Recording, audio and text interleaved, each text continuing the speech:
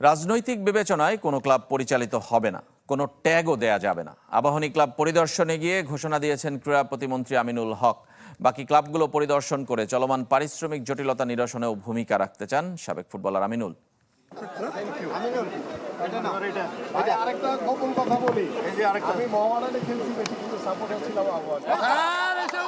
আবাহনীর সাবেক ফুটবলার সমর্থক আমিনুল হকের হাতে আকাশে নীল জার্সি।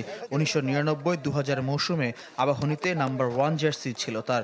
এবার ক্রীড়া প্রতিমন্ত্রী হয়ে সাবেক ক্লাবে আমিনুল। তার আগমনে আবাহনী প্রাঙ্গণ রূপ নেয় চিরপ্রতিদ্বন্দ্বী মোহামেডান সহ বিভিন্ন ক্লাবের ফুটবলার কর্তাদের মিলন মেলায়। এসেছিলেন বিসিবি সভাপতি তামিম ইকবালও। কোনো ক্লাবে রাজনৈতিক ট্যাগ চান না ক্রীড়া প্রতিমন্ত্রী। আবাহনীকে মাটি শক্তিশালীকরণ সহ অবকাঠামো উন্নয়নেও পাশে থাকার প্রতিশ্রুতি দিয়েছেন সাবেক ফুটবলার আমিনুল হক।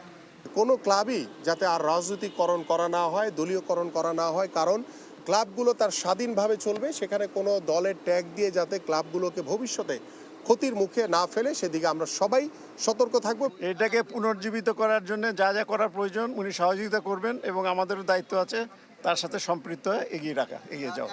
দেশের বিভিন্ন ক্লাবে চলমান পারিশ্রমিক জটিলতা নজরে এসেছে ক্রীড়া প্রতিমন্ত্রীর। ক্লাবগুলোতে গিয়ে সমাধানের পথ তৈরি করতে চান আমিনুল হক। অসচ্ছলতার কারণে অনেকে খেলোয়াড়দেরকে পেমেন্ট করতে পারছে না, সেগুলো ইতিমধ্যে আমাদের নজরে এসছে। মোহামেডান থেকে শুরু করে বসুন্ধরা আরও অন্যান্য যে ক্লাবগুলো আছে তারা যাতে মানসিকভাবে আবার উজ্জীবিত হয়, তারা যাতে খেলোয়াড়দের কাছে খেলোয়াড়দের মাধ্যমে তাদের সমন্বয়ের মাধ্যমে যাতে ক্লাবগুলো সুন্দরভাবে পরিচালিত হয়, সেই বিষয়গুলো নিয়ে আমার সার্বিকভাবে সহযোগিতা থাকবে। ক্রীড়া প্রতিমন্ত্রীর ক্লাব ভিজিট মোরসালিন মিতুলদের বাড়তি প্রেরণা। আমরা সৌভাগ্যবান যে ওনাকে আবার আমরা এমন একটা পদে পেয়েছি যেটা আমাদের প্লেয়ারদের জন্য, আমাদের ক্রীড়াঙ্গনের জন্য ভবিষ্যতে ভালো হবে।